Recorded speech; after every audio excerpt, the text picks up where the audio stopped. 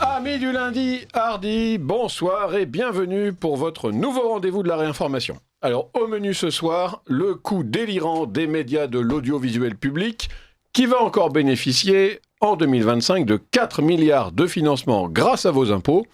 Et tout cela se fait au grand mécontentement de Radio France qui dénonce un scandale, l'absence d'augmentation des crédits par rapport à 2024. Non, c'est vrai, il y a un rapport, un truc entier.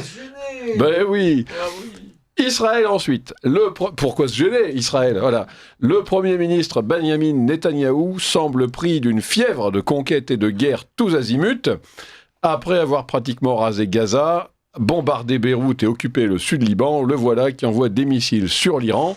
Alors, le chef israélien est-il guidé par la réelle politique et une constance dans ses buts de guerre, ou au contraire, ou en tout cas en même temps, est-ce qu'il est mené, guidé par une démesure mystique doublée d'un cynisme politicien?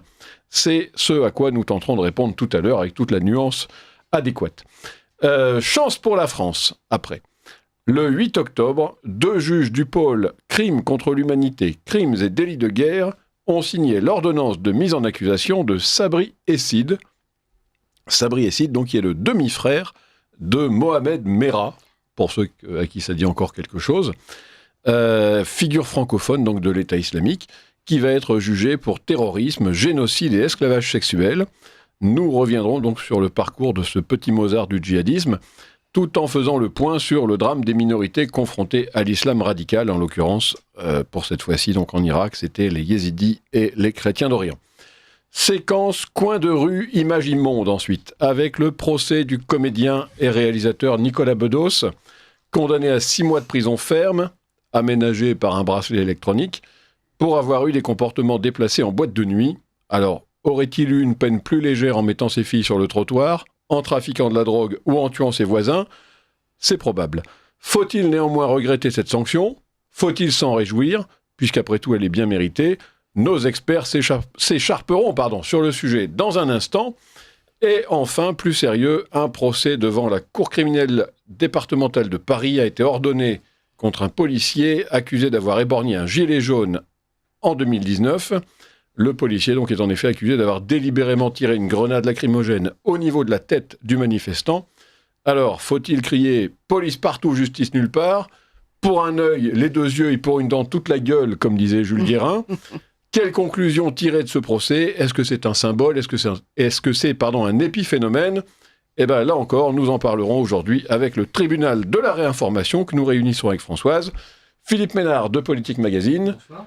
Xavier Van Liert, journaliste, Charles-Henri Deloy, écrivain, et bonsoir. Jean-Yves Le Gallou, président de Polémia. Bonsoir. Alors, bonsoir. Nous commençons. Alors, chers auditeurs, voilà, je vous rappelle que vous pouvez également nous envoyer vos messages, vos réflexions, vos questions, vos insultes à courtoisie@rc.fr ou téléphoner, et là je vous demande d'être courtois, à Solange au 01 46 51 00 85, 01 46 51 00 85. Les emails, c'est Claudio qui les reçoit, donc vous pouvez y aller franchement. Allez, on commence. Le coup délirant donc, des médias publics, c'est la douche froide. Le projet de loi de finances 2025 prévoit des économies pour l'audiovisuel public. France Télévisions, donc Radio France, Arte et l'Institut national de l'audiovisuel, donc l'INA, vont devoir fonctionner avec le même budget l'an prochain, qui était seulement de 4 milliards d'euros. Alors, autant dire que là, ils sont malheureux. Radio France s'est fendu d'un communiqué officiel pour dire que ce gel ne prenait pas en compte l'inflation. Résultat, disent-ils, quelques 80 millions d'euros en moins. Alors que l'an dernier, l'audiovisuel public, je cite, avait bénéficié d'une hausse de 6% de son budget, avec 228 millions d'euros de plus, pour justement prendre en compte cette inflation. Et là, c'est que des méchants, des hausses de crédit, donc qui devaient initialement se poursuivre en 2025. Et c'est sur la... Alors là, c'est là où c'est vraiment ballot, parce que c'est, nous dit Radio France, sur la base de ce scénario que les trajectoires budgétaires du secteur avaient été préparées pour aller jusqu'en 2028 avec une augmentation constante de 6% par an. Donc à la fin, finir à je ne sais pas combien de 2 milliards et de millions. Voilà, résultat, que dalle. Donc je ne sais pas. En même temps, quand on compare 4 milliards d'euros, quoi, c'est quand même phénoménal. Alors moi, je me réjouis toujours, enfin, j'ai toujours en tête cette donnée sortie d'un rapport de la Cour des comptes, d'un rapport de 2015, il n'y en a pas eu d'autres depuis, donc malheureusement, je n'ai pas d'autres références, mais qui montrait qu'une heure de production de France Inter revenait à 7 000 euros. 7 000 euros de l'heure. Je ne sais pas si vous vous rendez compte, 7 000 euros en une heure. Je ne sais pas ce qu'il faut. Est-ce qu'ils ont des micros en or ? Et donc, j'ai fait le calcul pour Radio Courtoisie, dans l'émission du matin, donc, nous avons un coût de production qui est très exactement, j'avais surestimé, qui est de 138 euros. Bah oui. Dans l'émission du matin. Dans l'émission du matin. Qui est la plus coûteuse. Oui. Voilà. Et eux, oui, mais 7000. Un humoriste de France Inter, pour 3 minutes de prestation, pas sûr d'ailleurs que la prestation soit drôle, mais elle est politiquement correcte, c'est 500 euros. Voilà. C'est facilement. Peut-être beaucoup plus. Moi, je sais généreux que sur Radio Courtoisie. Ah oui, ça c'est sûr, oui. Alors, on aimerait être généreux, nous aussi, si on avait 7000 euros. Enfin, cela dit, je dois vous dire que même si on avait 7000 euros pour une production d'une heure, on ne les donnerait pas. Non pas parce qu'on est radin, mais parce qu'on est raisonnable. Et je sais, de sources internes, que dans le service public, un des réalisateurs de la revue de presse, qui est l'équivalent de Gilles Brochard à Radio Courtoisie, gagne 5 000 euros par mois pour faire une revue de presse hebdomadaire. Une, qui dure 5 à 10 minutes. Une revue de presse hebdomadaire. Hebdomadaire, 4 par mois. Ouais. 5 000. Donc on peut faire des économies dans les médias de service public. J'ai l'impression. On pourrait même aller beaucoup plus loin. Ça fait partie des dépenses nuisibles. Parce que ce sont, non seulement c'est cher, mais c'est des dépenses de propagande. Je prends l'exemple de l'INA. L'INA, c'est un budget, je crois, autour de 250-300 millions. C'est une petite partie du total. C'est utile, l'INA, l'Institut National de l'Audiovisuel, c'est les archives. Bon, donc il y a besoin de garder les archives. Il y a éventuellement besoin d'en laisser l'accès, soit payant, soit non payant, à des intervenants extérieurs. Mais l'essentiel de leurs dépenses consiste à utiliser les archives pour en faire des documentaires orientés. C'est-à-dire que les archives de l'INA, qui sont précieuses, oui, elles servent à des documentaires de propagande. Alors cela dit, tout le monde pourrait en faire, non ? Parce que si on paye l'abonnement, tout le monde peut y accéder. Alors, je pense. Tout le monde peut y accéder, mais il n'est pas automatique qu'on puisse utiliser les archives de l'INA dans le cadre d'une diffusion payante ou non payante. Donc là aussi, il y a des droits précis. Oui. Il y a quelque chose qui m'avait frappé avec l'INA, c'est la manière dont il commente l'actualité politique en sortant des extraits d'archives qui ne sont pas des documentaires, mais qui sont à chaque fois très orientés par rapport à l'actualité. Donc si quelqu'un de droite dit quelque chose, opportunément, l'INA sort le fait qu'il ait dit exactement le contraire 2 ans ou 3 mois auparavant. Alors qu'avec la gauche, ça se fait un peu moins. C'est de la vigilance citoyenne, l'INA. Alors que je pense que l'INA devrait pouvoir laisser l'accès à ses archives librement sous usage associatif et payante pour des usages commerciaux. Ça, ce serait assez raisonnable. Alors, c'est pas du tout le cas. L'accès est toujours payant et il est gratuit pour les gens de l'INA pour avancer la propagande des gens de l'INA. Ça n'est encore une fois qu'une partie, puisqu'on a parlé de 4 milliards, et l'INA, ça représente à peine 10% de ce total, oui, un peu ça, moins. Alors, Charles-Henri Deloy voulait intervenir. Oui, alors derrière tout ça, il y a le rôle de l'information et du service public. Est-ce que c'est le rôle du service public d'avoir des chaînes d'information ? Personnellement, ça ne me choque pas. Je suis assez colbertiste et je trouve ça normal que les pouvoirs publics aient à leur disposition des médias tels que la télévision, la radio, etc.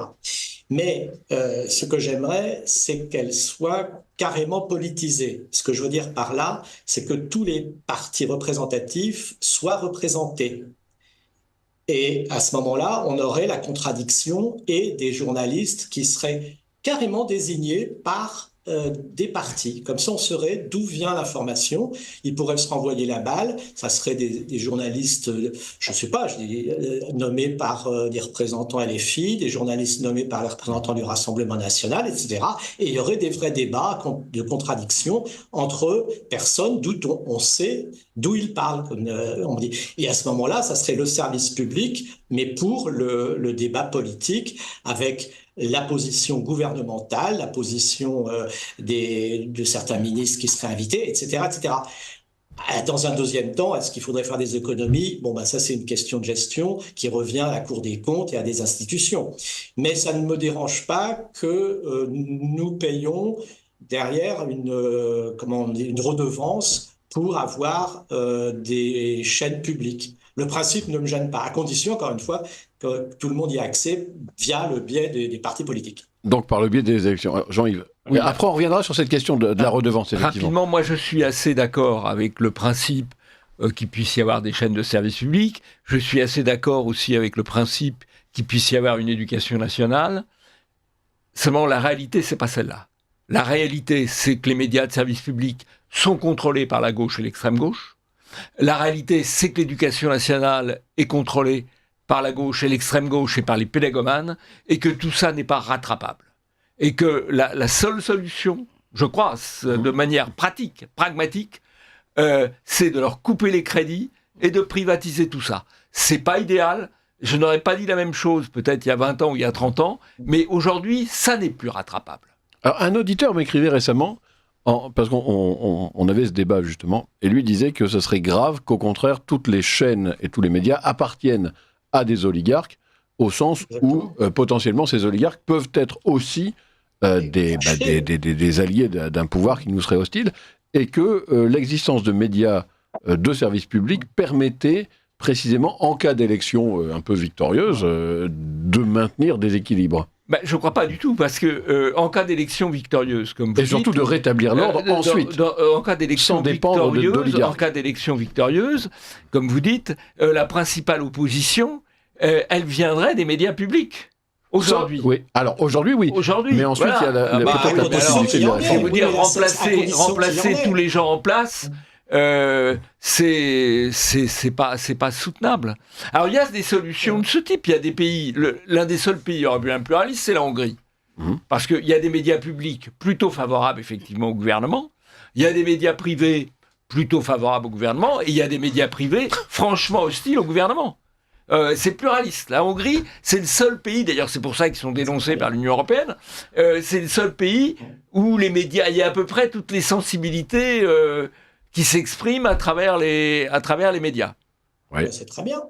Le système que défendait Charles-Henri est d'ailleurs le système qui a prévalu en Italie pendant longtemps. C'est-à-dire, voilà, chaque parti avait sa chaîne, évidemment avec un arc républicain en mode transalpin, ce qui fait que ouvrez les guillemets, extrême droite, fermez-les, n'y avait pas accès, mais on avait effectivement cette pluralité. Je voudrais revenir plutôt sur le coût des 4 milliards, parce que ces 4 milliards, c'est par exemple le fait d'avoir énormément d'antennes régionales avec des coûts en fait de diffusion qui sont élevés, avec des reportages qui n'ont pas du tout la même audience que les reportages nationaux, et le fait d'économiser sur l'audiovisuel public est parfaitement normal. Le projet porté aujourd'hui par Rachida Dati, mais qui a été porté auparavant par d'autres ministres de la Culture ou par d'autres personnes représentatives du pouvoir, d'unifier l'audiovisuel public est une mutualisation normale. Et donc, le fait d'avoir des crédits gelés n'empêche pas d'avoir une meilleure utilisation des deniers publics. Là, il y a une gabegie évidente, ici comme ailleurs, dès qu'il s'agit de l'exercice de l'État, dans les heures effectuées, dans les programmes maintenus alors que ça n'a pas de sens, dans le fait de ne pas écouter une partie des publics, ou dans le fait de faire... on va dire de la daube, pour ne pas dire autre chose, et il a quand même été diffusé payé par nos deniers, Plus belle la vie pendant des années.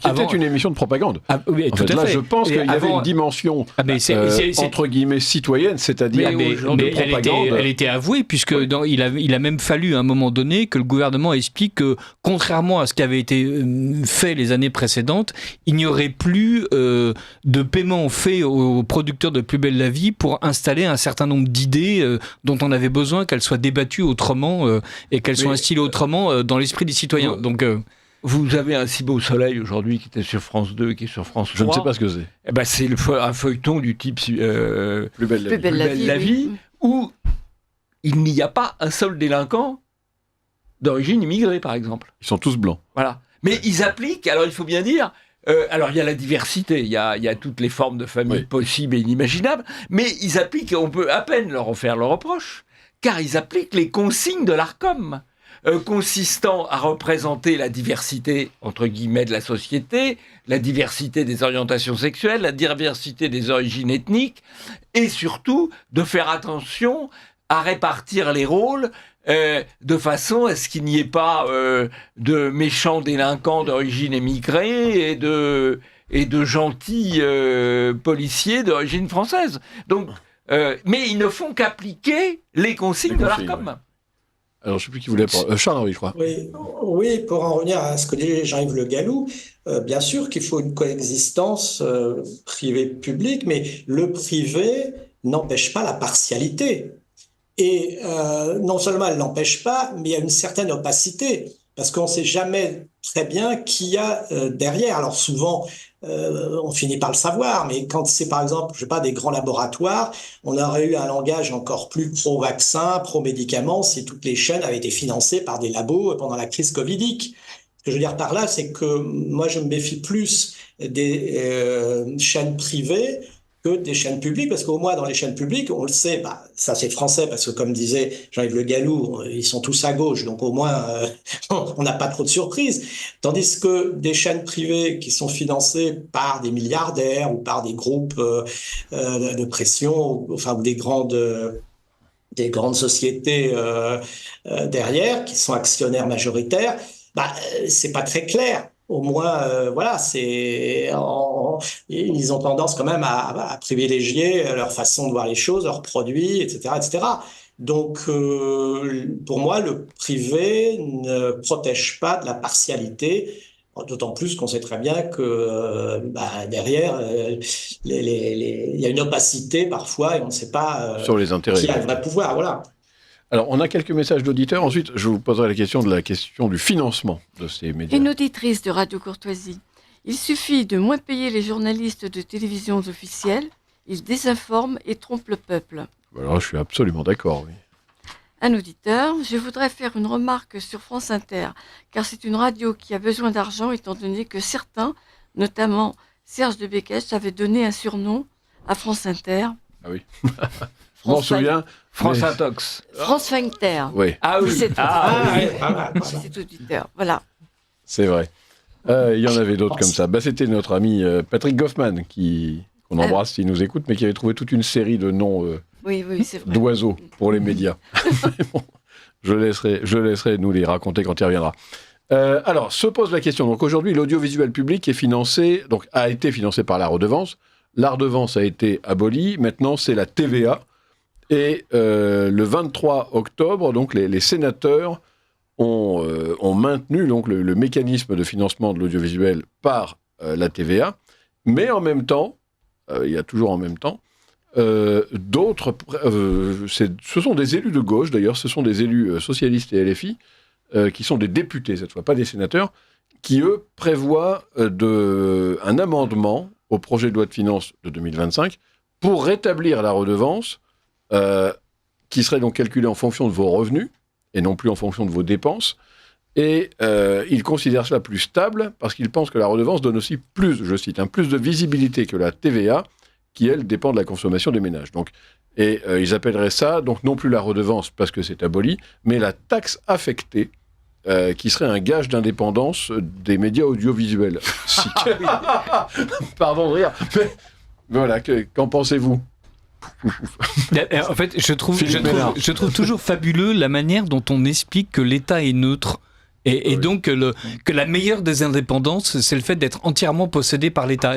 Et payé par nos impôts. Les mêmes journalistes qui vomissent Viktor Orban écrivent maintenant, après avoir écrit totalement le contraire il y a 30 ou 50 ans, à quel point la propagande soviétique était effrayante, sortent aujourd'hui des livres sur le maoïsme et d'une manière générale sont en train de nous parler de la propagande d'État avec des roulements d'yeux terrifiés dès qu'il s'agit de Donald Trump pendant son mandat ou de la Corée du Nord, évidemment pense qu'en France c'est complètement différent et que bien sûr en France c'est par essence vertueux parce que c'est français madame, parce que c'est français monsieur, et que donc l'État français lui par on ne sait quel miracle aurait le don d'être parfaitement neutre, et d'ailleurs comme il l'a prétendu sous Macron, en prétendant là aussi lancer des institutions qui auraient permis de vérifier l'information écrite par les autres canards et d'avoir un conseil du journalisme qui aurait garanti la vérité et l'authentification des sources. Enfin, il y a vraiment, de la part des journalistes, cette idée que si je suis de gauche,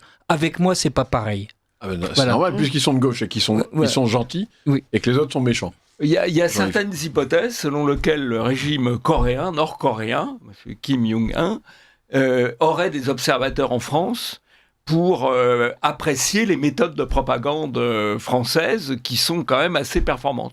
Vieille tradition asiatique, ils ont tous visité la Vendée pour regarder comment on fait pour massacrer les gens. Voilà. Oui, c'est vrai. Oui, bien sûr, c'est vrai. Lénine, Mussolini et Ho Chi Minh sont passés en Vendée pour admirer le travail. Voilà, maintenant, effectivement, ils fréquentent Radio France pour admirer le boulot. Alors, on a également, d'ailleurs, toujours dans ce rapport des Cours des comptes que j'avais trouvé fort intéressant, un chapitre qui s'appelait Radio France, les raisons d'une crise, les pistes d'une réforme, parce qu'il faut toujours être positif, évidemment, qui analysait les causes de la crise financière, où se trouvait l'entreprise, mais qui s'y trouve encore. Et on parlait, donc je cite, et là, imaginez quand même une entreprise privée qui aurait un tel bilan. Des activités insuffisamment pilotées, un modèle social rigide, une gestion... Alors, un modèle social rigide, c'était un doux euphémisme pour expliquer qu'en gros, dès que les syndicalistes réclamaient quelque chose, ils l'obtenaient, même si c'était inutile et même si cela faisait faire des gaspillages.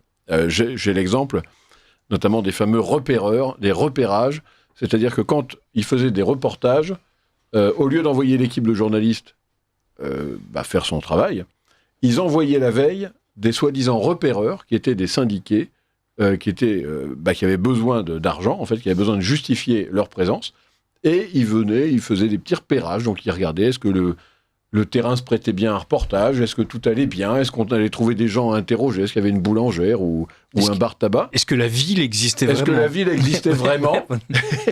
Et je sais pas, ils marquaient peut-être ça à la craie, et ensuite ils rentraient, ils étaient payés plein pot, et le lendemain, l'équipe pouvait aller faire son reportage en se fichant éperdument de tout ce que les repéreurs avaient bien pu noter.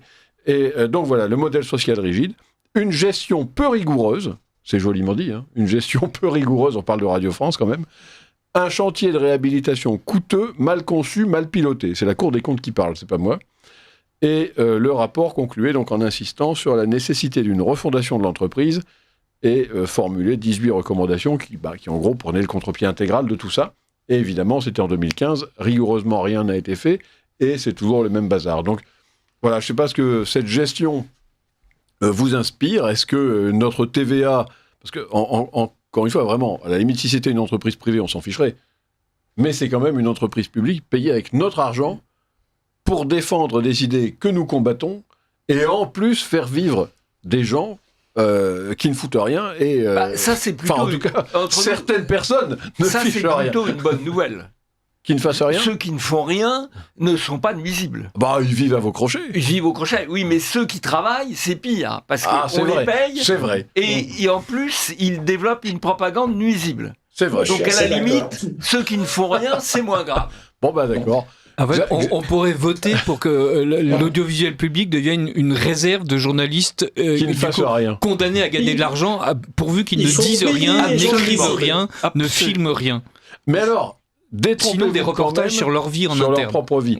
Mais j'aurais discuté récemment avec quelqu'un qui est un expert de Wikipédia et qui m'expliquait que Wikipédia, donc, tout le monde connaît cette encyclopédie en ligne dite participative. Wikipédia, en fait, effectivement, qui est majoritairement acquise aux idées de gauche et d'extrême gauche, Et la question était de s'interroger sur l'absence quand même un peu désespérante de contributeurs de droite. Et sa réponse était que, malheureusement, beaucoup de gens de droite, déjà, une grande partie s'en fichent, c'est-à-dire pensent qu'ils ont autre chose à faire, que c'est pas digne d'eux, etc. Mais une autre partie bosse, tout simplement. Et il m'expliquait que la majorité des contributeurs de Wikipédia sont des fonctionnaires et des journalistes de gauche. Et des syndicalistes. Et qu'ils ont un temps démentiel à consacrer à l'alimentation de Wikipédia. Ce qui fait que si vous êtes quelqu'un de droite en général, soit vous dites, j'ai autre chose à faire et moi dans la vie je veux être philosophe ou rien, soit vous dites, je dois gagner ma vie parce que j'ai une famille et j'ai absolument pas le temps de m'intéresser à Wikipédia. Ça c'est quand même drôlement intéressant et je pense que peut-être que dans l'audiovisuel public, il y a un paquet de gens qui font peut-être pas de sujet, mais qui font de la contribution sur Wikipédia. Voilà. Si vous voulez, Wikipédia, c'est contrôlé par des journalistes, effectivement, les militants associatifs, les collaborateurs de cabinet de mairie, oui. Et donc, et en face, si vous voulez reprendre la main sur Wikipédia, sur un sujet, c'est-à-dire retrouver un certain équilibre, vous êtes dans un rapport de force de 1 à 50 ou de 1 à 100. C'est-à-dire que vous allez rectifier quelque chose et derrière, vous allez avoir 10 personnes qui vont contre-rectifier.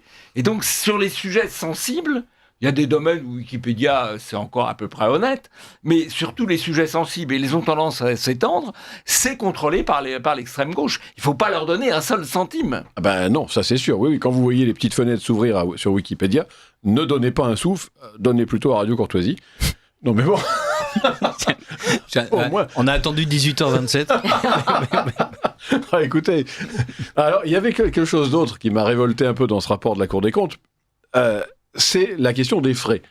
Alors à Radio Courtoisie, déjà on est extrêmement pointilleux sur les frais, on en donne peu, et quand on en accorde, il faut un justificatif, et ça se traite de manière un peu rigoureuse. Eh bien là, le contrôle je cite encore une fois, le contrôle de suivi de la Cour des comptes a montré, je cite, une difficulté persistante à disposer d'éléments clairs et individualisés sur les frais de mission des cadres dirigeants de Radio France. C'est drôlement bien dit. Je répète, le contrôle de la Cour a montré une difficulté persistante à disposer d'éléments clairs et individualisés sur les frais de mission et de représentation des cadres dirigeants de Radio France. En gros, on ne sait pas ce qu'ils foutent.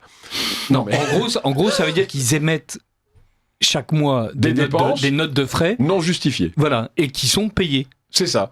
L'entreprise ne dispose... Alors ça, encore une fois, une entreprise privée où on lirait ça, et même Radio Courtoisie, qui est une petite structure. L'entreprise Radio France ne dispose que depuis fin 2017 d'un outil de gestion des notes de frais. Je vous jure que c'est vrai, c'est la Cour des comptes qui le dit. Ils ont un outil de gestion des notes de frais seulement depuis fin 2017. Ça veut dire que jusqu'alors, on pouvait se goberger tranquille dans l'audiovisuel public sans avoir de contrôle des notes de frais. Mais c'est phénoménal. Et alors ils ajoutent, cette carence explique en partie des problèmes de non-gestion des notes de frais, alors qu'à la BBC, donc les Anglais, les frais des dirigeants sont publics. Ce qui est quand même autre chose, parce qu'effectivement, si vous allez vous gaver, les gens risquent de le voir. Là, il y a une opacité absolue.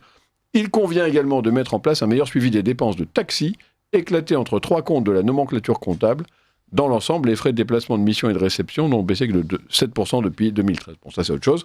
Mais voilà, c'est quand même assez phénoménal. Sur les frais de cette taxi, absence de contrôle. Sur les frais de taxi, il y avait une ancienne présidente de l'INA 40 000 euros, je crois. Qui avait dépensé effectivement 40 000 euros, ce qui implique quand même de beaucoup circuler. Beaucoup circuler, oui. Alors, tiens, c'est Patrick Goffman qui nous écrit. Il ferait mieux de venir. Je confirme que la colossale finesse France Fincter est de moi. Serge trouvait cela trop grossier. Il avait trouvé Anal Plus aussi, si on ne prête qu'aux riches. Voilà. Est-ce qu'on a d'autres messages ? On a d'autres messages. Un auditeur de Radio Courtoisie, en vous écoutant débattre sur le budget du service public de l'audiovisuel, je pense à une émission qui s'appelait Droit de réponse, animée par Michel Polac. À cette époque, il y avait une pluralité de débats. Aujourd'hui, une telle émission est inconcevable.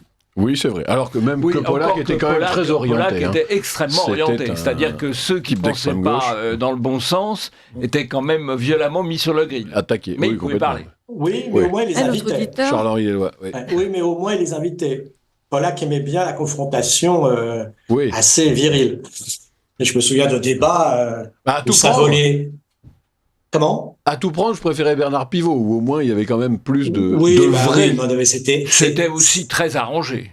Ouais, Oui, mais on non, pouvait ouais, voir ADG, oui. Jacques Perret, Ouais. au moins, et il n'était pas Et insulté. Simon Less, Oui, qui a quand tout même à fait, explosé ouais. 2 maoïstes en direct. C'est vrai. Et puis au moins, on avait le droit à l'alcool dans les studios. Bon, bah oui, mais bon, ça, c'était une Ah autre bah, époque. oui, on voyait les verres volés Chez Pollack, oui. Pollack, hein, et les cendriers. Oui, aussi, c'est vrai. Alors là, quelques autres messages. Ensuite, on va passer à nos amis israéliens.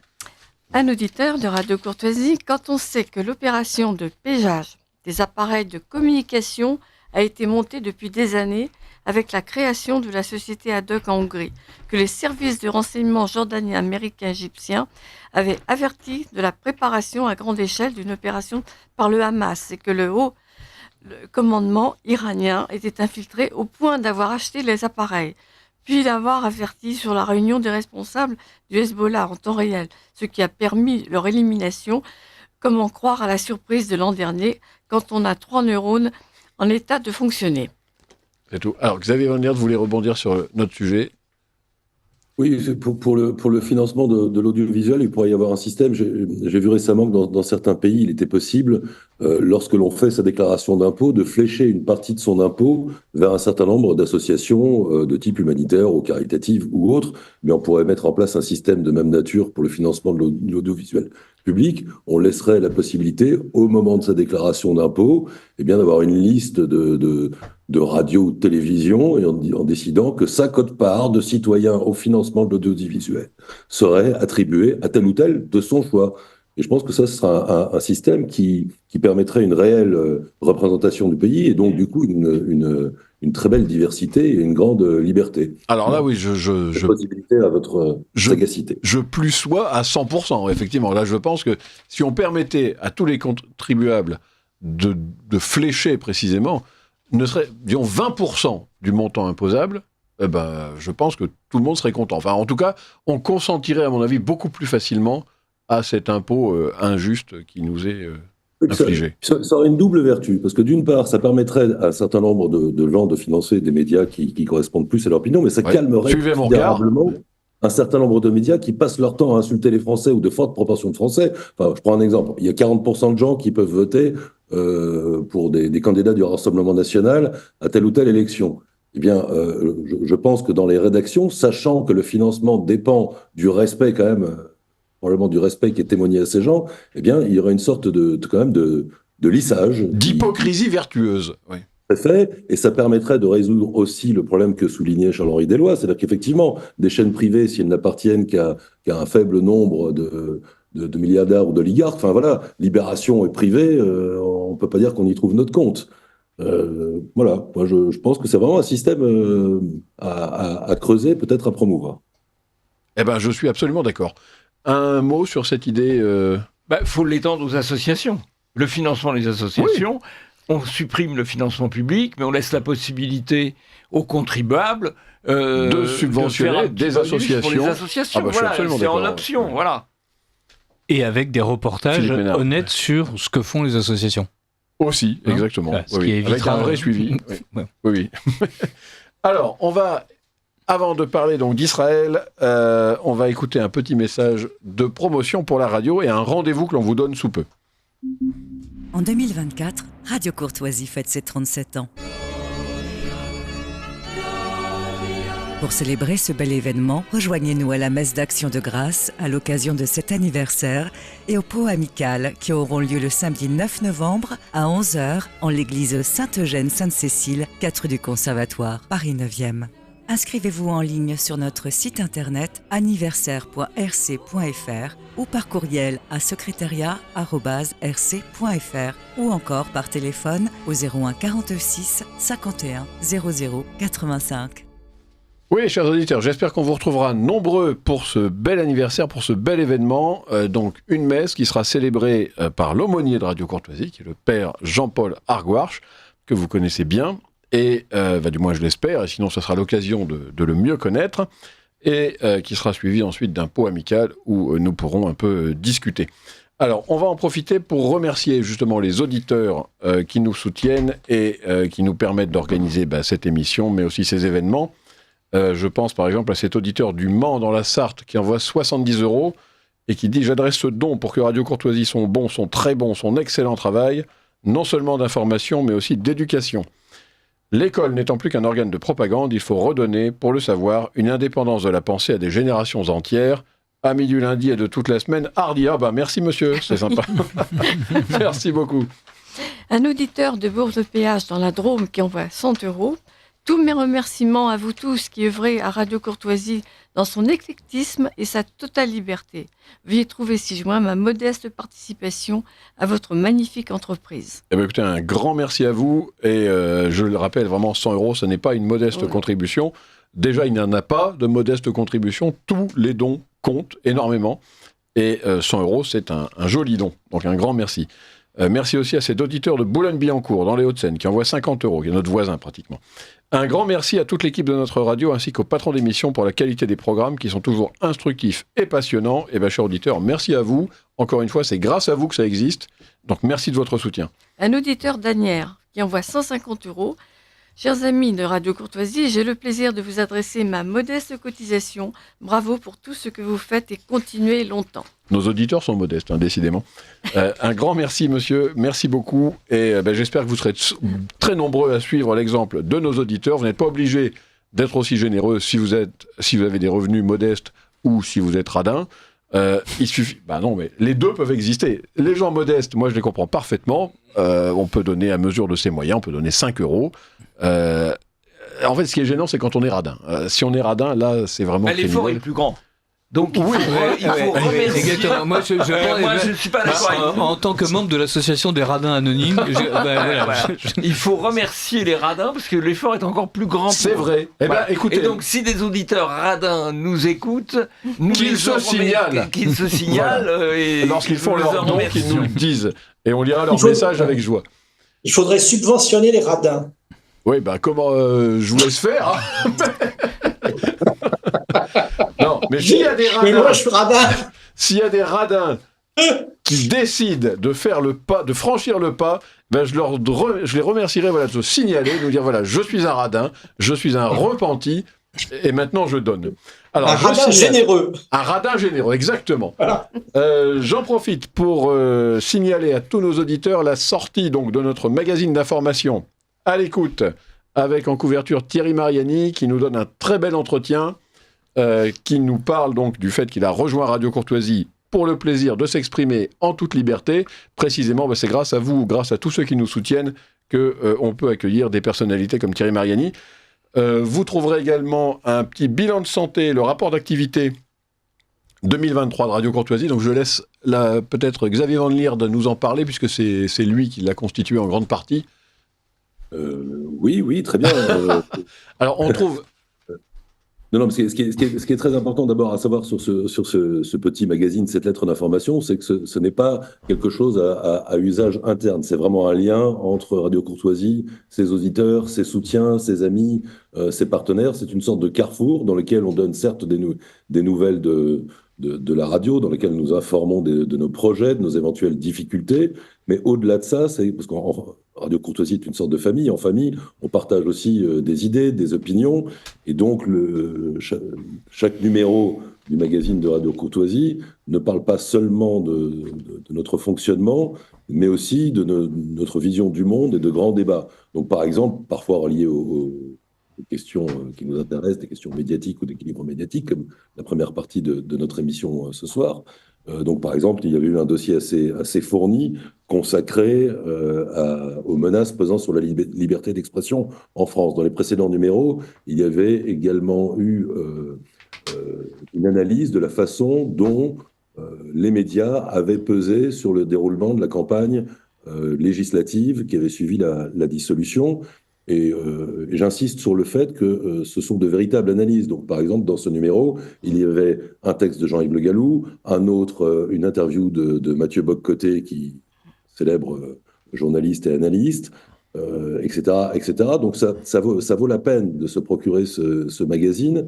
pour non seulement se tenir au courant les uns les autres de ce qui intéresse la vie de la radio, mais aussi porter un regard avisé sur l'ensemble des questions qui portent sur les médias, la liberté d'expression, et ce sont des sujets absolument majeurs aujourd'hui et sur lesquels il faut être capable de se mobiliser et de se tenir informé, parce que pour une grande part, l'avenir de notre pays dépend de ces questions. Et comme on l'a vu dans la première partie de notre émission, les dés sont aujourd'hui pipés, et donc il faut devenir acteur, non seulement pour reprendre la main, il faut être avisé et devenir acteur de ce monde médiatique. C'est ce que propose modestement ce magazine qui est trimestriel, donc vous le recevrez 4 fois par an si vous en manifestez le souhait, et à condition aussi d'être un donateur, même modeste. Exactement. Alors, on peut aussi le commander gratuitement pour avoir un premier exemplaire en téléphonant au secrétariat, hein, donc 0146, je connais même plus mon numéro. 0146 51 0085, 0146 51 0085, ou en écrivant un courriel à secrétariat@rc.fr, secrétariat@rc.fr. Je signale qu'on trouve aussi dans ce magazine donc le mot juste de notre camarade Charles-Henri Deslois, qui tous les trimestres nous fait un petit topo sur un bon ou un mauvais usage de la langue française. Charles-Henri, je ne sais pas si vous nous écoutez, si vous nous entendez. Qu'est-ce que j'ai fait encore? On parlait de votre contribution à la lettre de Radio Courtoisie, le mot juste. Qu'est-ce que je dis? Là, c'est intelligent pour une fois, donc c'est bien. Et c'est quoi? Débarrassons-nous des tics et allons boire un coup. Ah, très bien, oui, Voilà. c'est très bien. Voilà, et donc tous les trimestres, vous pouvez lire donc ce petit mot de Charles-Henri. Cela dit, voilà, on en a fini. Ah, encore un mot de Xavier? Non, parce que j'ai compris que vous souhaitiez que je ne parle pas seulement du magazine, mais du dossier du dernier numéro qui était consacré Oui, au bilan de de santé de Radio Courtoisie. Je ne l'avais pas perçu. Donc c'est le rapport d'activité de la radio, voilà, qui chaque C'est année ça, donc le fait un rapport- état des le lieux. rapport d'activité et les données dont nous disposons, notamment sur l'audience de Radio Courtoisie. Et c'est assez intéressant parce que beaucoup de gens pensent que Radio Courtoisie, c'est une radio sympathique qui défend leurs idées, mais qui a malgré tout un rayonnement modeste. Or, en réalité, ce rayonnement n'est pas aussi modeste que nous le pensons. Il est même plus qu'honorable, voire important. Donc, je signale ainsi, par exemple, que sur la seule région parisienne, selon l'Institut Médiamétrie, qui mesure l'audience sur la seule bande FM, eh bien, quelques 400 000 Parisiens déclarent avoir l'habitude d'écouter régulièrement Radio Courtoisie, et que, donc c'est considérable, 400 000 l'écoutent régulièrement, et plus de 230 000 l'écouteraient 3 à 5 fois par semaine. C'est déjà pas mal. Bah, c'est même beaucoup. C'est même beaucoup, oui. Très, très belle fidélité, car non seulement nous avons beaucoup d'auditeurs, mais ceux qui sont auditeurs de Radio Courtoisie sont extrêmement fidèles. Comme Radio Courtoisie n'est pas seulement diffusée, ça là c'est Paris intramuros, hein. Donc en étendant la méthode de calcul aux communes de la petite couronne parisienne, dans cette seule petite couronne, on trouve 880 000 auditeurs réguliers. Et s'agissant de la province, mais là, bien évidemment, nous sommes très handicapés par le fait que nous ne sommes diffusés que dans quelques villes de Normandie. Et à Chartres. Ouais. Eh bien, il faut ajouter encore 200 000 auditeurs sur la seule bande FM, ce qui fait quand même un total de plus d'1,4 million d'auditeurs réguliers. Donc voilà, Pas mal. Oui, c'est quand même. ça à ceux qui écoutent ce soir. Ne pensez pas que vous êtes les seuls à écouter Radio Courtoisie sous votre mansarde ou de votre cuisine. En réalité, vous êtes extrêmement nombreux et c'est tout à fait réjouissant. Nous vous en remercions, bien sûr. Ah oui. Mais là, je ne parlais que de la bande FM. C'est-à-dire que désormais, Radio Courtoisie peut également être écoutée sur Internet et notamment via notre site www.rc.fr. C'est notamment important, alors vous, puisque vous nous écoutez en ce moment sur la bande FM, eh bien, sachez que si vous vous rendez dans votre maison de vacances ou en déplacement, eh bien, il sera dans une zone qui n'est pas couverte, où Radio Courtoisie n'est pas diffusée sur la bande FM. Il est donc possible de continuer à nous écouter sur www.rc.fr. Et là aussi, vous retrouverez beaucoup d'amis auditeurs, puisque chaque mois, nous avons 600 000 sessions d'écoute sur notre site, sur notre seul site. Et ce n'est pas fini. À quoi il faut en ajouter 3 millions sur la chaîne YouTube? Exactement. Il y a plein de façons d'écouter une radio telle que la nôtre. Il est possible d'écouter donc Radio Courtoisie sur les réseaux sociaux. Alors là, le calcul est plus compliqué, mais je vais vous donner un élément qui donne qui donne la mesure de la chose. Il y a déjà sur notre chaîne YouTube, donc sur cette plateforme qui permet de rediffuser du contenu audiovisuel, 286 000 abonnés. C'est-à-dire qu'en 4 ans, nous sommes passés, ça a été lancé en 2021, je crois, en 4 ans, nous sommes passés donc de 0 abonnés à 286 000 et déjà 31 000 sur Twitter. Nous ne sommes présents que depuis septembre. Voilà, donc ça donne la mesure quand même du rayonnement réel de Radio Courtoisie, à la fois sur la bande FM, qui est bien entendu fait partie de notre ADN, mais aussi sur les différents outils qui permettent de nous écouter de façon numérique, en tout lieu, et notamment en dehors de notre zone de diffusion bande FM. Voilà. Ouais. Alors j'ajoute, Xavier, que... Il ne faut pas rougir quand on est ami de Radio Courtoisie, il faut se dire que c'est une radio qui est en réalité en plein essor, et c'est bien naturel, car elle bénéficie quand même d'une sorte de monopole sur les ondes pour défendre les bonnes idées. Alors, et quel est le pourcentage de radins? Médiamétrie ne le dit pas? Non, ils ne le disent pas. On va demander ça dans la prochaine étude. Dernier indicateur, merci d'avoir soulevé la question. Il y a un autre indicateur qui, là, ne concerne pas notre audience, mais qui la reflète quand même un petit peu, c'est la progression, justement, du nombre de donateurs. Ah, voilà. Très, très intéressante, puisque fin 2020, alors qu'il est vrai, Radio Courtoisie traversait une sorte de crise existentielle, il n'y avait plus que 2000 donateurs réguliers à Radio Courtoisie. Fin 2020, 2000 donateurs, ce qui est évidemment très peu. Ensuite, grâce à un certain nombre de réformes initiées par Pierre-Alexandre... par toute l'équipe. Non, ce n'est pas que moi, il y avait plein de gens. Fin 2021 à 5000 donateurs, et fin 2023 à 10 000, et enfin, fin 2022 à 10 000 et fin 2023 à 14 000. 14 000. Nous n'avons pas encore tout à fait retrouvé l'étiage qui nous permettrait d'être totalement serein, parce que d'après notre service de comptabilité, pour être dans la sérénité, il en faudrait 20 000. Bon, enfin, on y est presque. C'est-à-dire que si les quelques centaines, milliers de radins en voie de devenir généreux pouvaient se manifester rapidement, peut-être même que fin 2024, nous atteindrions... Ça serait possible. Voilà. Il pourrait changer de radin à généreux. C'est génial, grâce à Radio Courtoisie. En plus, quelle progression morale. C'est énorme. Exactement. Ce que signifie cette progression des dons, c'est que Radio Courtoisie plaît. Radio Courtoisie a trouvé son public, et que c'est un public fidèle et militant. Et ça, c'est intéressant et très encourageant pour l'avenir, car vous savez, on peut être jaloux de l'audiovisuel public qui touche des subventions par centaines de millions et de milliards d'euros, mais en réalité, c'est beaucoup plus valorisant et gratifiant de savoir que des auditeurs mettent la main pour nous écouter. C'est plus gratifiant et c'est plus sécurisant, car une subvention, ça peut être soumis à un aléa, on ne sait jamais. Un jour, une majorité change et puis pouf, ou un budget de l'État devient beaucoup plus serré et on peut se retrouver dans l'embarras, alors que quand on a une assiette assez large de gens qui vous aiment bien, a priori, l'avenir est... Ça garantit l'indépendance. Absolument. Alors, je signale, et on conclura là-dessus, que peu après la sortie de ce dossier, c'est dommage, mais nous avons reçu une excellente nouvelle, c'était la semaine dernière, c'est le classement ACPM, donc de Radio Courtoisie, c'est le classement des audiences en ligne, qui est l'équivalent de Médiamétrie, mais pour Internet, qui fait de Radio Courtoisie la 39e radio la plus écoutée de France sur 1854 ou quelque chose comme ça.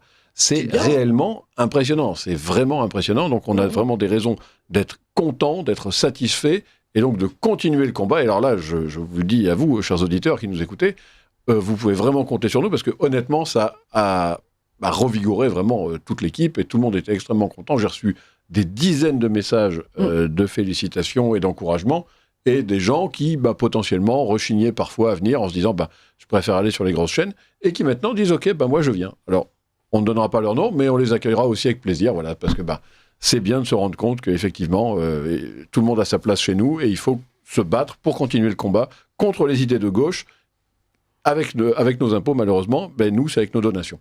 Voilà, allez, on passe maintenant à Israël. Donc, Israël va-t-il s'étendre de la rivière à la mer, pour reprendre une expression connue? On a vu, donc, alors qu'il frôlait la correctionnelle et pas qu'au figuré il y a un an, que la popularité du Premier ministre israélien Benjamin Netanyahou s'est accrue au fur et à mesure des avancées de son armée. au point qu'il semble en faire désormais une sorte de martingale, c'est-à-dire qu'après avoir rasé Gaza, après avoir bombardé Beyrouth, après avoir occupé le sud du Liban, voilà que samedi, donc, Israël a frappé l'Iran avec son aviation. Le raid a fait 4 morts sur des objectifs ciblés, dit la communication israélienne. Et ensuite, alors là, c'est quand même assez cocasse, Israël a menacé l'Iran de lui faire payer un prix élevé s'il ripostait, si Téhéran ripostait. Ce qui est quand même vraiment un truc assez frappant. Ce que j'ai trouvé admirable, c'est la manière dont les journalistes expliquent que Israël bombarde l'Iran, mais d'une manière précautionneuse et mesurée pour éviter l'escalade. Donc les types bombardent un autre pays, mais vraiment, si jamais il y a escalade, ce seraient les autres qui seraient entièrement responsables. Alors, le fait que l'Iran soit responsable, évidemment, de la manière dont le Hezbollah attaque Israël est évidente, mais la manière dont Israël se permet d'envahir les pays, de bombarder les pays, de massacrer les Gazaouis et les Libanais, accessoirement. Et les Libanais, mais pour les Libanais, pour le moment, c'est pas encore un massacre. Pour Gaza, là, comme maintenant, on continue à bombarder les écoles, les hôpitaux, les camps de réfugiés. Alors, on a quand même atteint un palier assez net dans ce qui peut s'apparenter à un massacre. Et je suis stupéfait qu'on continue à créditer Israël d'une volonté quelconque de modération, alors que, par ailleurs, effectivement, Benjamin Netanyahou passe sa vie à expliquer qu'il faut réduire le Hamas à rien, pourquoi pas d'ailleurs, mais le fait de faire payer à l'intégralité des Palestiniens le fait que le Hamas soit un groupe terroriste, ça nous échappe totalement comme calcul. Et on est absolument stupéfait de voir Benjamin Netanyahou s'appuyer sur des succès qui ont mis un certain temps à arriver d'ailleurs, pour justifier une politique d'expansion territoriale continue, de mépris absolu de la vie de qui n'est pas israélien dans le périmètre où il intervient, et de toutes les règles de base du droit international. Il n'en a rien à foutre. Et de quand même d'une manière de poursuivre la guerre en affamant des populations. Je veux dire, les ONG israéliennes qui ne sont pas totalement suspectes d'être aux ordres de l'international nazi dénoncent des crimes de guerre de la part du gouvernement israélien. Je veux dire, ce qui se passe à Gaza, ce qui se passe au Liban est absolument insensé. Évidemment, la communauté internationale piaille. Et Emmanuel Macron, dont il faut saluer non seulement le courage insensé, mais aussi la lucidité politique incroyable, a appelé constamment à un cessez-le-feu sur lequel Benjamin Netanyahou s'est assis, mais comme moi, je m'assieds sur un coussin péteur, quoi. Sur ces forts propos, Jean-Yves Le Guédou, un mot sur l'offensive israélienne donc au Proche-Orient.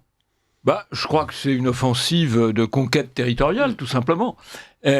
Donc ça nous surprend un peu parce que c'est contraire a priori à la charte de l'ONU, mais ça correspond aussi au retour de la guerre d'avant les traités de Westphalie, d'avant le moment où on cherchait à trouver un accord. Il y a eu 2 ou 3 siècles peut-être où on cherchait un accord entre des adversaires. On cherchait à ramener la paix au plus vite. Maintenant, on cherche à éradiquer un adversaire. Ou à mettre une paix relativement durable. Je trouve que ce point de vue-là, ce qui est exemplaire, c'est le Congrès de Vienne en 1815, où après la défaite de la France napoléonienne, l'homme qui est au cœur du Congrès de Vienne, c'est le ministre des Affaires étrangères français, Talleyrand, parce que finalement, les différents protagonistes cherchent une paix équilibrée. Voilà, ça c'est l'ordre westphalien qui a commencé au XVIIe siècle et qui s'arrête avec le traité de Versailles en 18. Avec le traité de Versailles, voilà. Et donc on est dans une logique finalement où on revient à la guerre d'anéantissement.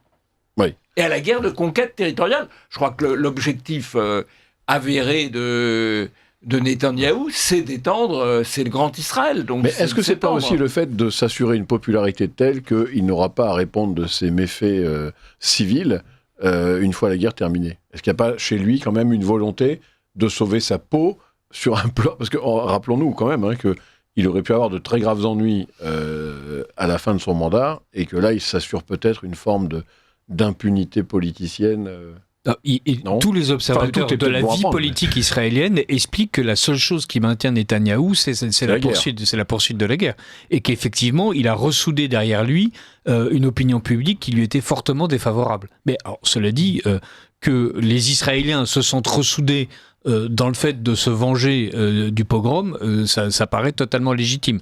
Oui. Une fois de plus, ce qui est stupéfiant, c'est d'une part En fait, c'est la démesure la vigueur de la riposte qui passe en horreur ce qui a déjà été fait, et par ailleurs cette espèce d'atonie stupéfiante des institutions qui sont censées normalement être des garde-fous.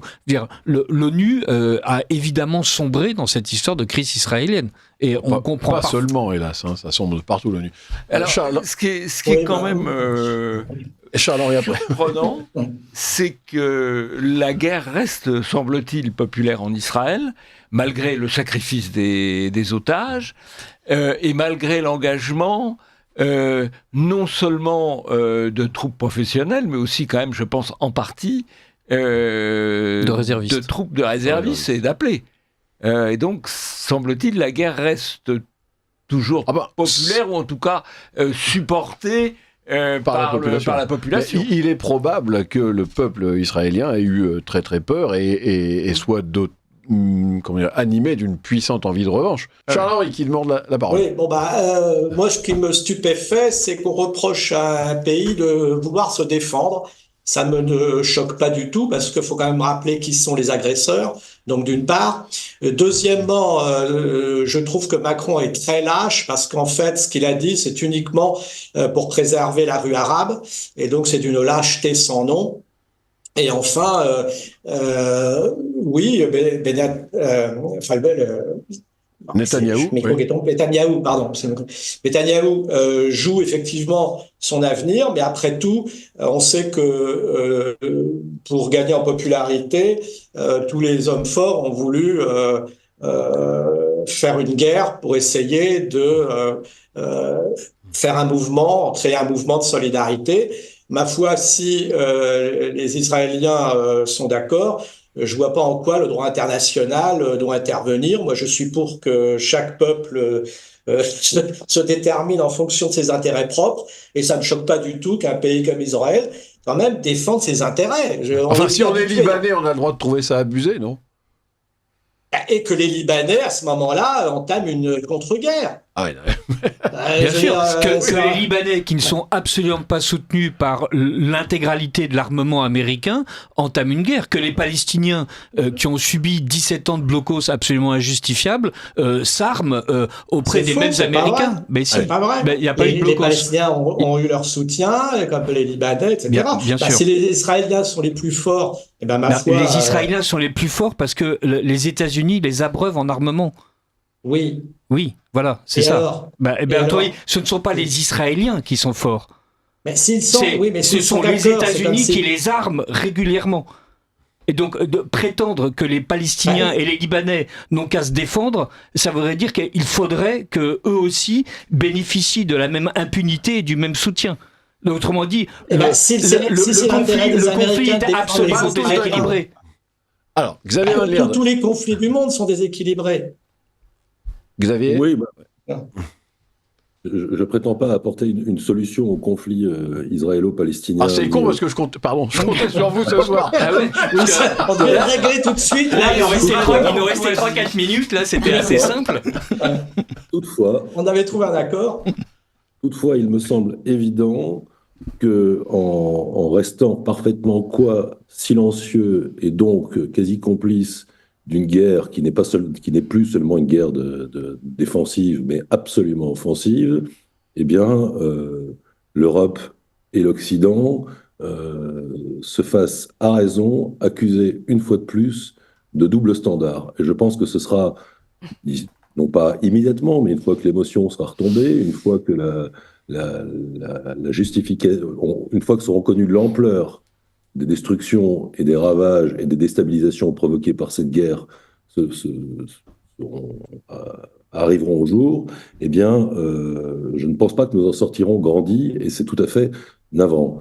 L'autre conséquence que je vois poindre, c'est que on ne peut pas non plus se laver les mains de ce qui se produit là-bas, car peut tout à fait imaginer que Israël s'étendant et nettoyant ethniquement quand même, parce que c'est de ça dont il s'agit, non seulement Gaza, mais peut-être demain, et c'est peut-être en cours, le sud Liban, eh bien, déstabilise l'ensemble de la région. Lorsqu'une région est ainsi déstabilisée, que se passe-t-il? Eh bien, des vagues de migrants. Et ces vagues de migrants, vers quel pays vont-elles se diriger? Peut-être vers quelques pays de la région, mais assez rapidement aussi vers l'Europe. Ça va déborder, oui, forcément. C'est comme les réfugiés syriens qui ont fini par arriver chez nous. La Grèce est déjà un pays de destination. Lorsque la Syrie était déstabilisée, il y a eu une vague absolument gigantesque de migrants. Eh bien, si l'ensemble de la région est déstabilisée par ces offensives guerrières pour le moins aventureuses, eh bien, voilà, il ne faut pas être grand clair pour savoir que nous en payerons un grand nombre de conséquences. Et donc, je pense que l'intérêt de la France et de l'Europe, effectivement, est de tout faire pour ramener le calme dans la région et qu'en l'espèce, dans cette phase de ce conflit plurimillénaire, eh bien, cela passe par un certain nombre de pressions exercées sur Israël pour que garde une certaine mesure. À l'évidence, pas le cas aujourd'hui. Et voilà, la grille de lecture consistant à dire que l'Europe et Israël partagent une même civilisation, ce qui est vrai, mais seulement en partie, et que donc nous devons être totalement derrière Israël, est un peu hémiplégique et pour le moins pas suffisante pour analyser nos intérêts dans ce conflit qui relève quand même du tragique. J'ai commencé en disant qu'il n'y avait pas de solution. Bon, ben voilà, c'est le tragique. Le principe même du tragique, c'est qu'il n'y a pas de bonne solution. Voilà. Mais il y a parfois des solutions moins pires. Oui. Et à l'évidence, et la mesure est nécessaire pour la gestion des événements tragiques. Voilà. On ne l'a pas, à l'évidence. Vous êtes en accord, au risque de vous étonner, Xavier Van Lierde, avec le président américain Joe Biden, qui, face au raid israélien en Iran, a dit « J'espère tout de même que c'est la fin du cycle de violence ». Ce qui était quand même une façon modérée de déplorer. Si Joe Biden arrêtait d'envoyer des armes, on y croirait un peu plus. Moi aussi, je préfère la paix à la guerre. Non, c'est une vaste farce, car le cycle de violence doit toujours s'arrêter après la frappe israélienne. C'est un peu ce que disait notre ami Philippe au début, c'est-à-dire qu'il y a une frappe israélienne et après, on dit pas d'escalade. Pas d'escalade. L'escalade consisterait donc, pour les pays frappés par Israël, à répondre. Non, enfin, sérieusement. C'est chat perché après. C'est ça. Jean-Yves Le Gallou, pour conclure peut-être là-dessus. Non, je voudrais revenir sur le double standard, parce que je vois quand même beaucoup de gens qui sont assez compréhensifs avec Israël sur le thème. Ils ont fait l'objet d'une attaque insoutenable. Ils ont beaucoup souffert. En octobre 2023. Et donc, ils réagissent à hauteur de l'agression qu'ils ont subie. Et même c'est un peu au-dessus. Et même peut-être un peu au-delà. Oui, peut-être. Or, je dois dire que je vois les mêmes qui s'indigneraient si une seule fois on faisait un recours à la force, fût-il modéré, fût-il par une salve d'avertissement, contre les envahisseurs clandestins. C'est-à-dire que les mêmes qui vont trouver normal, finalement, qu'on rase un territoire, ne souffriraient pas qu'on utilise une seule fois un tir de sommation pour empêcher l'invasion des frontières de l'Europe ou des frontières de la France. Il y a un déséquilibre incroyable. Non, Charles-Henri est d'accord pour qu'on tire. Moi, je serais d'accord. Il faut utiliser les armes qu'on a sous la main. Alors, sur ces forts propos, ce sera la conclusion de Charles-Henri et de cette séquence Israël. Nous allons passer à autre chose. Là. C'est un peu plus de... C'est ce que j'ai dit tout à l'heure. Coin de rue Imagimonde. Nicolas Bedos, donc, est-il le nouveau bouc émissaire de MeToo ou est-il une saleté qui abuse des jeunes femmes? Donc, le 22 octobre, le comédien a été condamné à 1 an de prison, dont 6 mois ferme, ce qui est quand même considérable, pour des faits d'agression sexuelle. Et concrètement, donc, il n'ira pas en prison, mais il devra porter un bracelet électronique à domicile pendant 6 mois. Donc je rappelle ce qui lui est reproché. Donc il avait trop bu lors d'une soirée et il aurait posé sa main donc au niveau du sexe d'une jeune femme par-dessus son pantalon à la jeune femme. Et une autre fois, il aurait attrapé par la taille une autre jeune femme pour l'embrasser dans le cou sans qu'elle émette de consentement. Alors, en juin 2023, donc une des jeunes femmes a porté plainte contre lui et alors annoncer une autre jeune femme a porté plainte contre lui, et là, parce que l'acteur l'avait fixé du regard, et qu'elle aurait ressenti un frottement ensuite au niveau de sa culotte sous son jean. Donc là, je ne sais pas comment on fait, techniquement... Avec le regard. Je ne sais pas.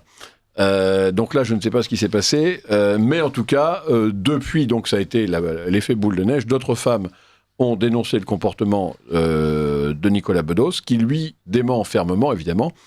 Et voilà, donc résultat, le 22 octobre, il a été condamné. Qu'en pensez-vous ?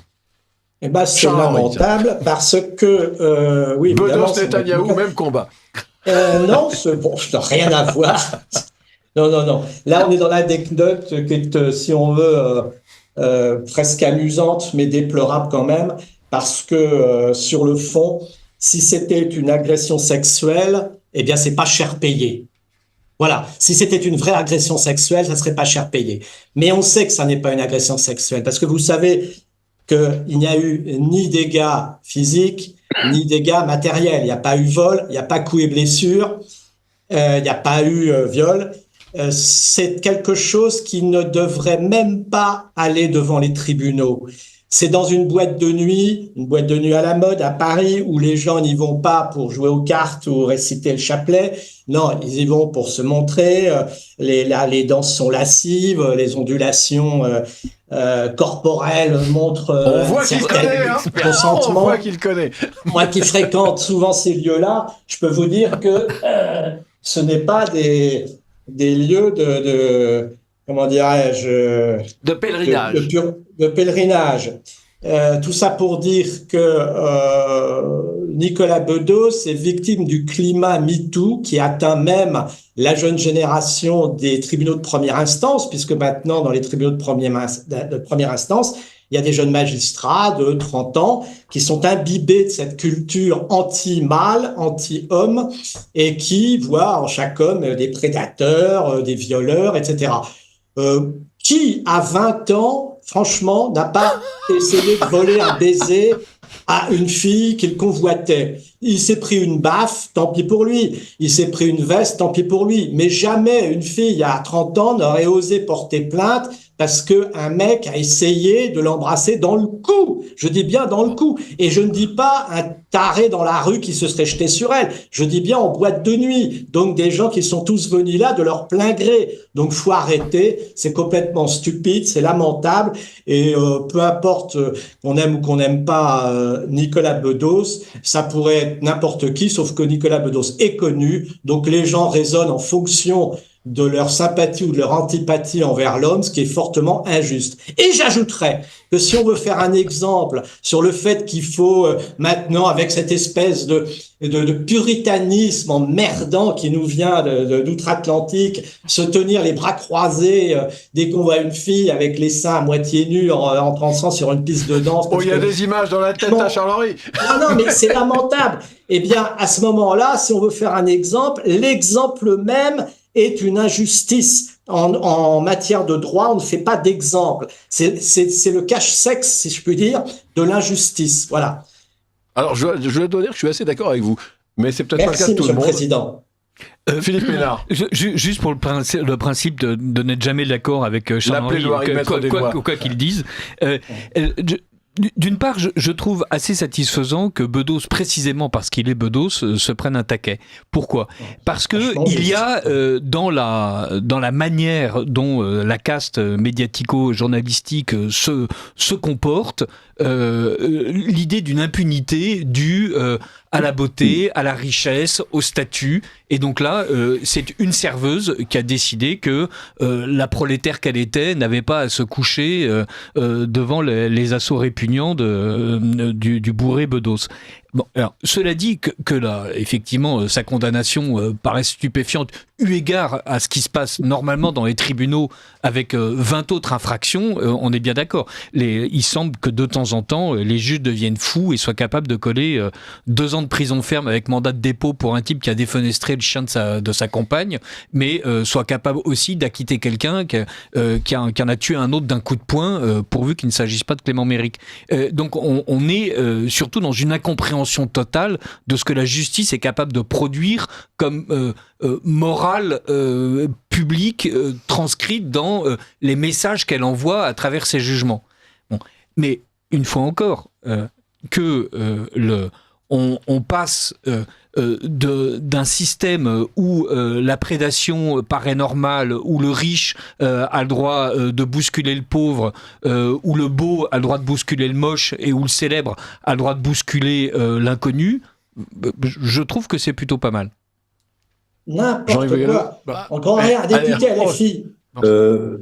Allez, qui Non, je sais pas, allez-y, Jean-Yves Le Gallou. Bon, deux remarques. Je pense que ce type de jugement pose vraiment, ce que vous avez dit, Philippe Ménard, la question de l'échelle des peines.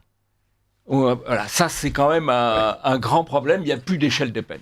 En fait, le problème, c'est qu'on ne comprend plus rien à ce qui est grave ou pas grave. C'est un peu quand même la justice à la tête du client, parce qu'il y a aussi le fait peut-être de la part de certains juges, l'idée que c'est bien de se faire un crâne. C'est-à-dire un type connu, que ce soit un homme politique ou un homme de médias, on se fait un crâne. Ça, c'est quand même pas totalement satisfaisant. Le deuxième élément, c'est que la révolution, au fond, elle mange ses enfants. Parce que tous ces gens qui sont touchés aujourd'hui, notamment Bedos, etc., ce sont des belles âmes progressistes qui ont développé les idées progressistes et qui les reprennent contre eux. C'est pas tout à fait nouveau. Il y a peut-être maintenant 7 ou 8 ans, il y avait eu, je ne sais pas si vous vous en souvenez, l'affaire du LOL. L'affaire du LOL, bien sûr. c'était La Ligue du LOL. La Ligue du LOL, c'était un canular du canular téléphonique. Un groupe de journalistes d'extrême gauche. Un groupe de journalistes d'extrême gauche. Certains ont été tués socialement. Socialement, il y en avait un, David Doucet de Libération, qui a été tué socialement. Et je ne devrais pas le citer, parce qu'en le citant, je contribue à le retuer socialement. Donc je vais vous demander d'effacer ce passage. Voilà, on va le canceller. Mais c'était des journalistes de gauche qui ont repris, ou d'extrême gauche, qui ont repris dans la figure l'idéologie qu'ils avaient eux-mêmes portée. Oui, et c'est un peu ce qui arrive. Ah, Bedos. Xavier Van Lierde. En fait, ce que voudrait Philippe Ménard, c'est une justice de classe. Il l'admet par ses propos en disant qu'il est satisfait que quelqu'un de connu qui se sente au-dessus des lois. Je ne vois pas ce qui vous permet de dire que M. Bedos se sentait au-dessus des lois. C'est parce au-dessus que... de vous. C'est sans doute son comportement.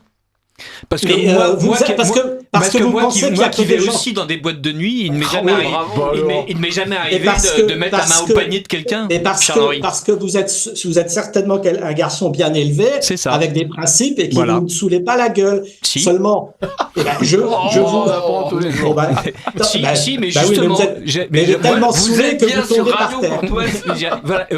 Monsieur Ménard, il n'y a jamais eu de libertinage sexuel qui fasse partie de mes valeurs, alors que Bedos les a défendus. Tant pis pour sa gueule. Je vous souhaite de rester inconnu, parce qu'à partir du moment où vous serez connu, vous verrez que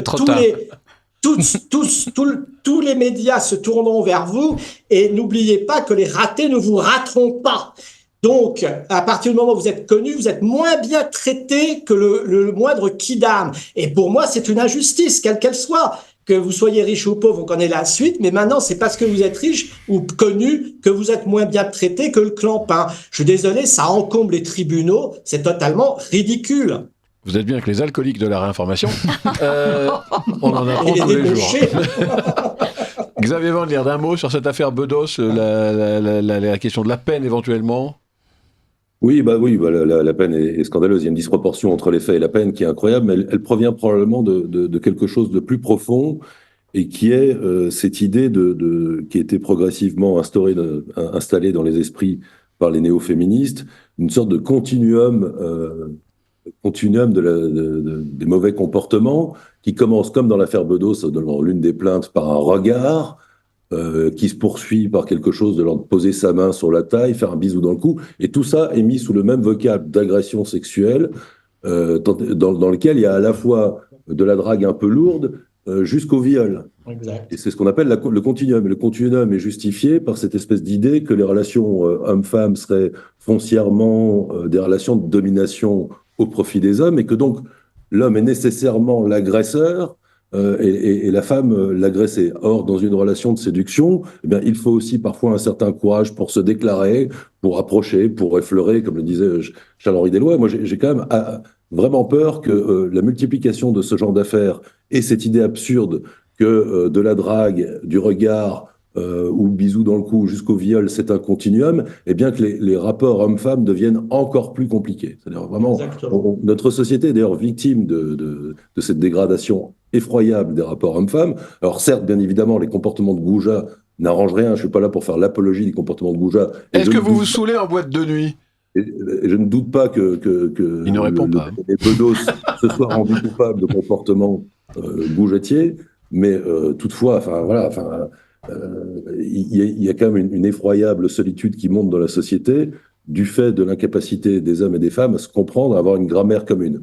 Pour que cette grammaire commune renaisse, certes, un peu de courtoisie et d'amour courtois serait le bienvenu, mais criminaliser les comportements de drague en boîte de nuit, comme simplement le fait de faire un bisou dans le cou, c'est absolument lamentable.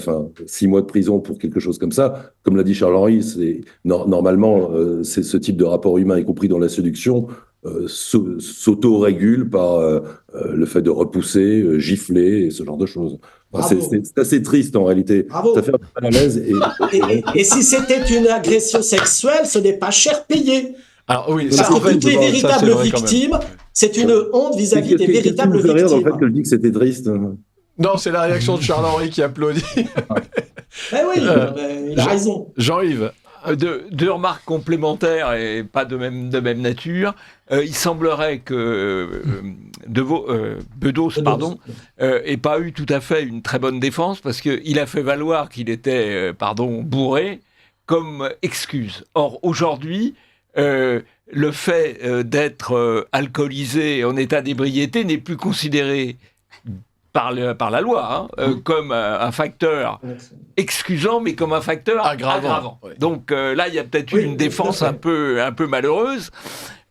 D'une autre manière, je crois que la capacité de la police à instruire les affaires et de la justice à les juger est limitée. Elle est limitée par le nombre, par le personnel. Or, on a l'impression que la police et la justice sont de plus en plus envahies par ce type d'affaires, ou dans un autre domaine infiniment plus respectable et défendable qui concerne la liberté d'expression, et que les affaires soient, on va dire, de harcèlement, soit les affaires de liberté d'expression, encombrent de plus en plus les tribunaux et les services d'instruction, et pendant ce temps-là, les crimes beaucoup plus graves sont laissés à l'abandon, sont classés sans suite. 75% des plaintes sont classées sans suite. Exact. Voilà ce qui. Bravo. Ça encombre les tribunaux parce que c'est la mode. C'est un mouvement politique, c'est un mouvement de féministes, de gens qui veulent l'autodestruction de notre population parce que c'est sûr que... réussi, c'est pas mal engagé, il faut bien reconnaître. Oui, mais c'est un mouvement profond. Et ce qui est lamentable, c'est que on met dans la tête des jeunes générations que les hommes sont des prédateurs et violeurs en puissance. Bon, après, c'est pas tous des anges non plus. C'est-à-dire les agressions existent pour de vrai aussi, en fait. C'est bien ce que j'ai dit. C'est l'équilibre. J'ai commencé mon propos en disant que si c'était une véritable agression, c'était pas cher payé. Bon, sur ces forts propos, un mot pour de conclure. Non, c'est bon. Caroline Forest est d'accord avec Charles-Henri Deloy. Bon. C'est très bien ce qu'a dit Philippe parce que je l'ai trouvé honnête et c'est quelqu'un qui même si on connaît son penchant et ses idées, après tout, là-dessus, c'est tout à son honneur. Elle a écrit un livre en dénonçant les abus du féminisme et d'ailleurs, elle se fait très mal voir par ses consoeurs féministes. Et alors, j'ajoute qu'elle a écrit, moi j'ai une petite affection pour elle depuis quelque temps, parce qu'elle a écrit dans son journal Franc-Tireur que Radio Courtoisie était la radio des réacs qui annonce la couleur. C'était pas forcément un compliment dans sa bouche, mais moi je le prends comme tel. Je vais l'inviter. Merci Caro. Allez. Je veux bien l'inviter. Sur ce, donc il nous reste très peu de temps. On va décaler quelques sujets. Il nous reste 7 minutes, me dit Claudio. Donc on va prendre la question des gilets jaunes, parce que c'est quand même un sujet important. En plus, on a une continuité des procès. Donc, un procès devant la Cour criminelle départementale de Paris a été ordonné contre un policier qui est accusé d'avoir éborgné un gilet jaune à Paris en 2019. Ce policier est renvoyé donc devant la justice parce qu'il est accusé d'avoir délibérément crevé l'œil gauche d'un monsieur qui s'appelle Manuel Coine en tirant une grenade lacrymogène au niveau de sa tête à ce monsieur. Et voilà, donc je ne sais pas, est-ce que pour vous c'est un symbole d'une justice qui va être rendue ? Est-ce que c'est un épiphénomène qui n'aura pas de suite ? Comment est-ce que vous interprétez ce procès ? Alors, il y a un certain nombre d'affaires en cours, y compris la première victime côté gilet jaune, c'est une jeune femme, Fiorina Ligné, qui a été éborgnée sur le haut des Champs-Élysées en novembre 2018. Il y a une instruction qui est toujours en cours, alors que le tireur a été identifié et que cette jeune femme ne présentait aucune menace d'aucune sorte. La réalité, et le procès n'a toujours pas abouti. Il est vrai que cette jeune femme, étant réputée avoir de mauvaises idées, c'est-à-dire proche des nôtres, il n'y a pas forcément une très grande diligence des services d'instruction et de la justice pour audiencer son affaire. Mais elle a incontestablement été victime, elle a reçu une blessure injustifiée. Elle n'a d'ailleurs pas de haine contre le policier qui est à l'origine du tir qui l'a blessé, parce qu'elle est bien consciente que le policier qui l'a blessé, il obéissait à des ordres. Et que face à la question des gilets jaunes, le pouvoir de Macron a rompu avec les pratiques plutôt habituelles de maintien de l'ordre en France, c'est-à-dire un maintien de l'ordre qui évite quand même une répression trop grande des manifestants, trop violente, a rompu avec une volonté de dissuader les manifestants, tout simplement en faisant peur. Et donc, les policiers ont appliqué des ordres qui ont à un moment été quasiment ouvertement revendiqués par le préfet allemand. On se rappelle encore qu'à l'époque, ce n'était pas le préfet allemand qui était le préfet de police. On a utilisé des méthodes de maintien de l'ordre violent pour dissuader de manifester. Alors je ne sais pas si c'est le cas particulier, mais je tiens à rappeler que la première victime, c'est une jeune femme innocente, Fiorina Ligné. Manuel Coine est tout aussi innocent puisque donc la vidéo est visible en ligne. Donc il est en train de discuter à l'arrière, derrière les CRS, derrière les manifestants et tir tendu, et il se prend un projectile dans l'œil qui explose et il le rend irrémédiablement borgne. Donc il y a quand même une trentaine de gilets jaunes qui ont été éborgnés. Oui, et absolument. L'instruction non seulement tarde dans certains cas, mais surtout la police a justifié, et la justice dans ses instructions justifie d'une manière stupéfiante toutes ces violences policières absolument injustifiables. Donc là aussi, je trouve que Fabrice T, le policier qui se retrouve à sa grande surprise ainsi qu'à celle de l'avocat devant les tribunaux, il est bien normal qu'il soit jugé et qu'on remette en cause la manière dont Emmanuel Macron et sa clique ont décidé qu'il était normal de frapper les Français, de les éborgner et même pour certains de les rendre manchots, ce qui est quand même absolument stupéfiant comme manière de maintenir l'ordre.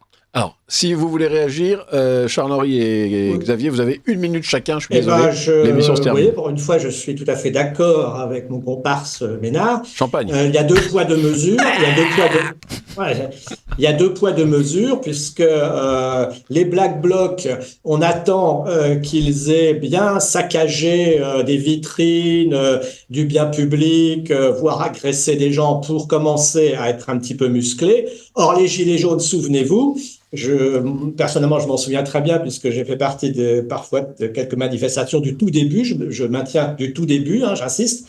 Et bien, effectivement, la police avait des ordres et on voyait que c'était une répression musclée. Et ils faisaient pas de cadeaux, alors même qu'il n'y avait absolument aucune dégradation et que c'était des manifestations au tout début autorisées. 1 minute pour Xavier Van Lierde et conclure là-dessus. Oui, je pense qu'effectivement, il faudrait remonter la chaîne de commandement, examiner les consignes qui avaient été données, les ordres qui avaient été donnés, et remonter cette chaîne de commandement jusqu'au préfet de police, mais même au-dessus, Christophe Castaner.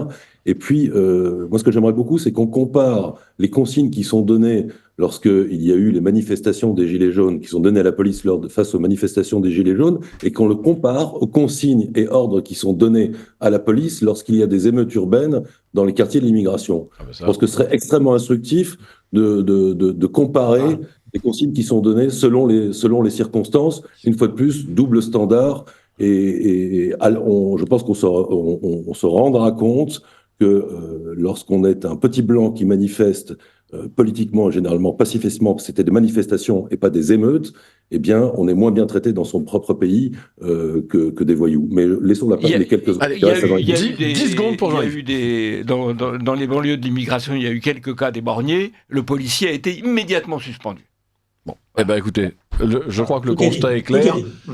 Chers amis, merci à vous, merci d'avoir participé à ce rendez-vous de la réinformation. Merci Françoise, Philippe Ménard, Xavier Van Lier, Charles-Henri Deslois, Jean-Yves Le Gallou et Claudio à la technique. Et je vous dis à bientôt pour un nouveau rendez-vous de la réinformation.